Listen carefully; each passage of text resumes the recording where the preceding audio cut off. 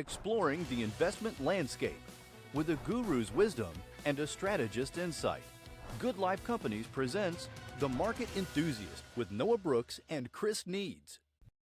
Welcome back to another installment of The Market Enthusiast. I'm Noah Brooks, and with me as always, Chris Needs. Hey Chris, here we are, end of the year. What's going on, man? Happy New Year's to everyone. We're just getting ready. We have big rebounds coming up. It's been an interesting December for sure. Yeah. This is probably our last one of the year. I'm not sure how long it's going to take to get produced, but it is a perfect opportunity for me to thank our much abused producer, Kayla Gettle, on here today. And quite frankly, everybody at Good Life that makes this possible. So thank you and Happy New Year's to everybody out there. Let's get right to it. The market's up 25% for the year. Large growth has been killing it. We're not going to go down the rabbit hole today. We want to talk about a few other things. We're going to make this a little bit shorter than normal, but next week we're going to do one that's a little bit longer. So for everybody who wants to go down the rabbit hole, next week is our big one. This week, I want to talk about a few things going on in the world and then maybe talk about some New Year's resolutions. What are you doing for New Year's, Chris? Anything interesting? We had some plans. My uncle's birthday party, Penn State playoff game, and my friends were having a little gathering. But if you can't tell, a little bit of a sickness. Those kids are disease. We'll call them virus vectors or conduits, maybe. I don't know, but you don't sound great. Yeah. Lots of hot tea in my future. Did you test for COVID? I do not have COVID. I know somebody who does, who just let me know this morning that they did. I would love, if at all possible, to never have to talk about COVID again or say, did you test? I would love it if that was the case. You think that's going to happen? Maybe in 2 or 3 years. I think some people are running out of the at-home tests, so I'm sure maybe we're closer than we think. So do you have any at home? We have like 2 more packs left. All right, so here's the question. When you run out of COVID tests, are you going to buy any more? Nope. I think we still have a few locked away somewhere under lock and key upstairs. And I don't know that we're going to buy any more. I don't, if anybody who has it and they're really, really sick, apologies. I don't want to go down that rabbit hole in 2025 ever again. If there's another bad strain, maybe the government will make it available again. But now we have bird flu to think about too. Lovely.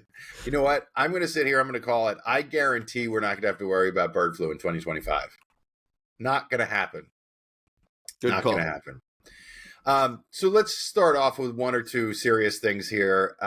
We lost the former president, Jimmy Carter, this week at age 100.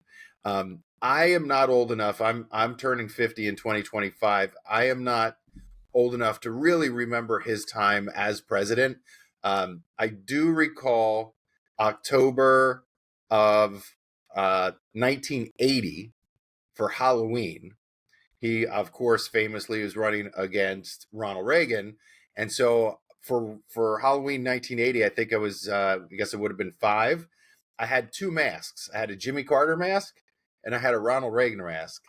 And at every house, I would switch it up. My mom would tell me which one to put on. And I went around as Jimmy Carter and Ronald Reagan. And I don't remember I remember he was a peanut farmer. Obviously, what I know historically from him. But as my time with him in office, I don't remember too much. What do you remember about Jimmy Carter? I mean, I remember just the financial stuff about him. I think my opinion of him outside of everything is just kind of an outsider. What I would say is seems like a sweet older fella, really great person. I was talking about this with my parents and it seemed like maybe in terms of foreign policy, because he was so nice, it may have cost him a little bit with foreign policy, but we don't have nice guys like that anymore. It seems like He was a different breed of president. Definitely an outsider. Yeah. I just remember I was visiting with my in-laws maybe about 10 or 12 years ago, and my wife's stepdad was still really pissed off that Jimmy Carter gave back the Panama Canal, if you will, to Panama. And of course, famously this week or last week, um, President-elect Trump, said that we're going to take back the Panama Canal, and then Jimmy Carter dies. Just kind of obviously coincidence. He was 100 years old, but kind of interesting. I'm not sure where that's going to go. Pretty sure legally we have fully given back the Panama Canal, but just interesting. The people that there still are a bunch of people that were irritated that they gave it back, put it back in the hands of the Panamanians, even though it's on their land. Not to segue here, I think President Trump also mentioned there's a lot of Chinese soldiers manning it or somehow involved in the operations that he doesn't believe should be there. And we've had an issue with China this week with these hacks that are ongoing. We've had the AT&T Verizon hacks that were months ago. Yeah. So apparently we're having more hacks. I mean, what came out is what you probably saw. The Treasury Department was hacked, and at least on Bloomberg or CNBC, the headline was they got unclassified information. I mean, we don't, what we know. Maybe they got classified, maybe they didn't. What we're being told is that they didn't get any classified information, but they did apparently get text messages or emails from the administration, people at the White House. That's pretty scary to think about for multitude of reasons. But I thought it was interesting the way that they got in was if you call tech support, there's some key code that they have that they say, go to this website and put this in, and that's how they got in through a tech support third-party software. So I guess I would say to everybody out there. And the name of the third-party provider was Beyond Trust. Oh, is that right? I'm not sure they're aptly named, but yeah. Well, now they're going to be Beyond Trust. Yeah, they definitely put a bullet right there on their name. So. Well, we'll pay our respects to Jimmy Carter, and I don't know what's going to happen with the Panama Canal. I suspect not too much. But you mentioned the Chinese troops. We've visited there. My wife's family actually did a little retiring there for about 10 years. And one of the things that you see down there is you see some Chinese people, some Asian people that speak fluent Spanish. It's very strange. And a lot of Chinese laborers came to work on the canal as it was being built and never left. And so there's this, I mean, it's weird to me. I'm sure it's not weird to them, but very Asian looking people that speak perfect Spanish. I don't know that I'll forget that part of my visit to Panama, but yeah. So moving on, like I said at the beginning, the market's up pretty significantly. I want to talk about some year-end wrap-up stuff, maybe a little bit of contributions to retirement plans, a little bit of tax planning, and then even go into some New Year's resolutions. So let's maybe start with New Year's resolutions. Is that a thing for you guys in your household? Yeah, we're doing sort of the basic, we'll call it cheap ones. We're going to try and eat a little bit healthier when I get through this bout of studying, hopefully for good. After February, I'm going to start trying to work out again. It's very nice. We have a gym at our office, so I'm going to try and take advantage of that. But, then I have some more financial and personal trading type goals as well. Okay. You want to share that with anybody, or yeah, sure. Keep it to yourself? Yeah, so I mean, first and foremost, patience in the market, not forcing trades, just letting the setups come to me. waiting for the signal to be triggered, not just getting in because I want to get in, waiting for the formal green light. And sort of a part of that patience is keeping in mind position size, because whenever I cause myself harm, it's because I just start doing really large positions that I shouldn't be doing. And it always seems to find me and hurt me rather than help me. Yeah. Sort of part of that is the other side of not forcing trades is to stick to my sell discipline, not to, just sell because I see a big gain, or vice versa, not holding on when I have a loser.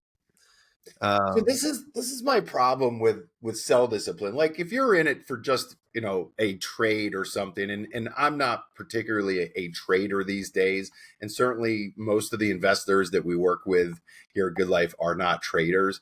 But one of the things that's always sticks with me, it's like you look at Nvidia and you look at the 10-year number, right? I think it's up 25,000%, 27,000%.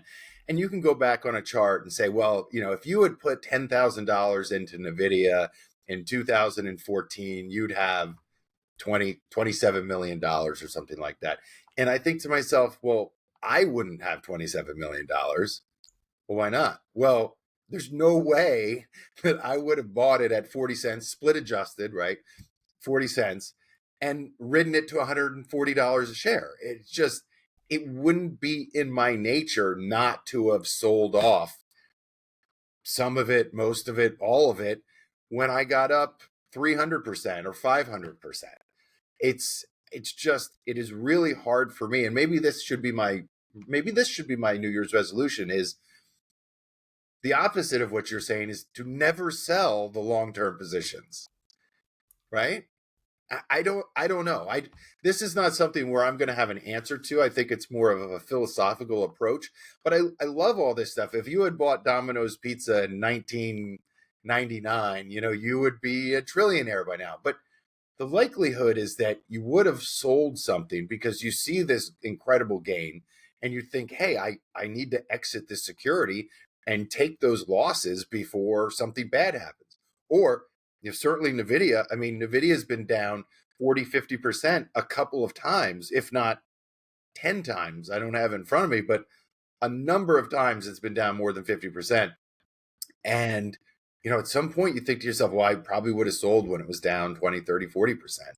And, would I have bought back? Maybe. Maybe not. I don't know. That's really the hard part of this. And I try to think about it. Try to keep my eyes on the prize, which is long-term numbers, not short-term numbers. And, if we're invested for 30, 40, 50, 60 years, God willing, 70 or 80 years, the point is to have 6, 7, 8, 9, 10% returns. And that's the long-term prize, right? It's not, what did you do this year? Although that's certainly fun to talk about around the cooler with you, with our investment crew.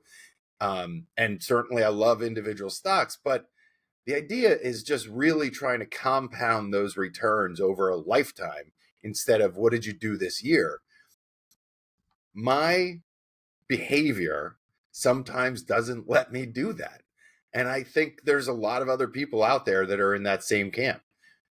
So maybe it's only natural, because if you have a position doing what NVIDIA did, you're going to become over concentrated very quickly. And you're going to say, well, it's up 300%. Why don't I sell half and reinvest it? And that's where, speaking of, doing that hindsight is 2020 scenario, where it's like, yeah, you're right. I wouldn't have had 27,000%. That's a pretty good return. Yep. I told you, my history with NVIDIA. It's my favorite stock of all time. I've been in it 9 of the last 10 years.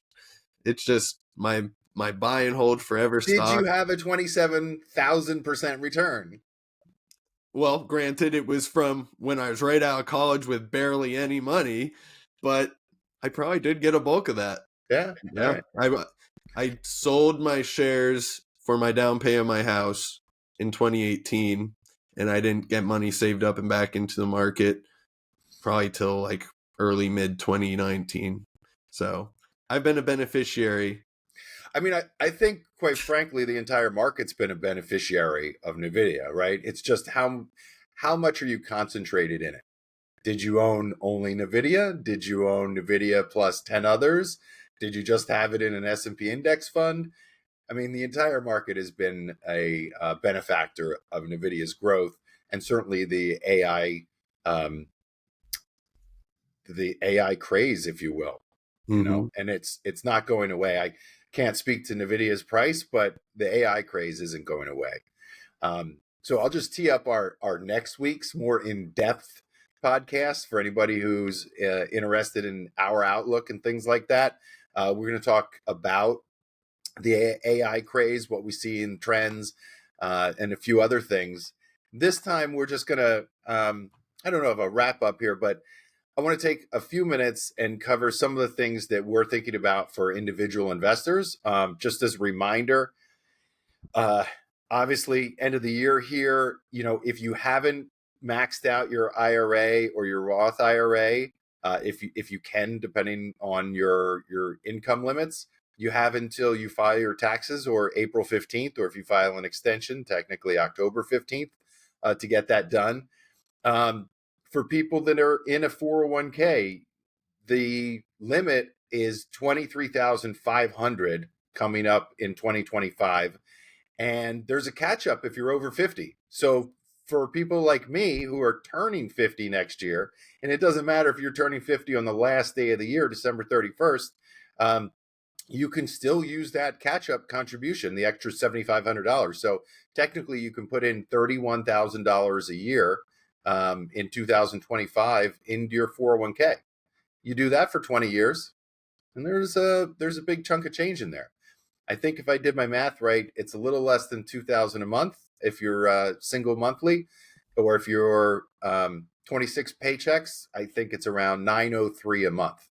So for anybody out there who is not maxing it out, that is intentional, that can max it out, but is intentionally not doing it because you don't get the match, my suggestion is that you do that. You max out your 401k. We can have a discussion, or you can have a discussion with your advisor about whether it's a Roth or a traditional. I think everybody should use the Roth if you can. I know I said this last time. I'm sure there's some CPAs out there and their accounting says, well, in the end, it would be better because you're in a lower tax bracket when you retire. I just don't see that you can make that change when you retire and roll the money into a Roth at that point. I don't know. Some people will, some people won't. But if you can contribute to a Roth 401k, that's what I would suggest you do. And again, 31,000 for people 50 or older in 2025. And if you're like Chris, who's not 50, it's 23,500. Right? I know you're going to be maxing yours out for 2025. I'll get there. Maybe 2026. We'll see. Before we go, did you see the Mega Millions? $1.2 billion they won, huh? I have never played the lottery, so those numbers always fly right over my head till it gets to some egregious amount and someone like you says what you just said. I bought some. I probably spent $12, $14 over the last week or two as the numbers, grew from 500 million consecutively up to over $1 billion. I wouldn't even know how to buy it. What's that? I wouldn't even know how to buy it. I'd have to ask for help from someone. Get out of here. Not kidding. You don't have that draw when you see those numbers get so high? Nope. I'm on my way home and I see the number, the billboard, and it says, $900 million. And somehow something takes over and starts driving for me.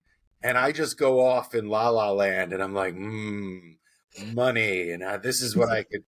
And it's all this, it's like a dopamine release in my brain. And yeah, I think my rule of thumb is if it's over 500 million, I'm going to play. If somebody in my town won it and it wasn't me, I would be so pissed off. It would haunt me forever. The only way I would get into it is like a workplace thing where everybody throws in like $10, $20 and our whole office would win, that'd be cool. But I wouldn't be buying them. Someone else would have to go pick it up. Okay. All right. Hey, can we start on just one little market stat since Sure. we're on here? Sure. So months ago, everybody was making a huge deal about the uninversion of the 10-year versus 2-year yields. This month in December, right around the FOMC meeting with Jay Powell, the 10-year to 3-month and 10-year minus Fed funds rate both uninverted for the 10-year 3-month first time since October of 2022, and with the 10-year Fed funds first time since November of 22. So super long record inversion. Everybody hears about the inversions, and it's a big scary thing. Oh, a recession's coming. But if you're looking in terms of a timing mechanism, the uninversions actually occur closer to or immediately after the start of a recession. And as we know, recessions aren't announced until after the fact, of course, conveniently. But it's not all bad. So we do see some pain and volatility when the uninversions happen. And I don't think it's outlandish to say there likely will be more volatility next year in 2025 than we saw this year, but it's not all bad. All right, so I have a couple stats. Told you that story to tell you this one. There's been 7 instances of uninversions since 1980. The median return after 12 months is 16.9%. That's a great year. Yeah. That's not bad. So 67%. Did you say median? Median. Yeah. Average is 18%. Oh, There was a year that was up 58%. got it. So I think that was 1982, I think. So 67% of the time, the market's positive after 12 months. But despite that 18% average and 16.9% median return, there is all 7 instances since 1980. There's been a drawdown of at least 15% in that year. Yeah. So I'm going to be prepared for it. I'm not going to be the one to say this time's different. I'm going to be ready for the volatility. I think we're preparing for it, and it's, on our list of things that has a higher than none probability. Certainly And does. I think everyone should just be prepared, and it may be an opportunity because if you look at those stats, generally market ends up being just fine. Yep. We're going to go into some of the details of that, Chris's stat and a lot others next week on our recap review and outlook. So please join us then. I'll just end on this. Like I said earlier, keep your eyes on the prize. It's not about what you did in this month or in the quarter or even the year. It's about how you join all those years together. And that's the miracle of compounding returns. So don't stop your compounding. And as you've heard me say before, don't bet against America.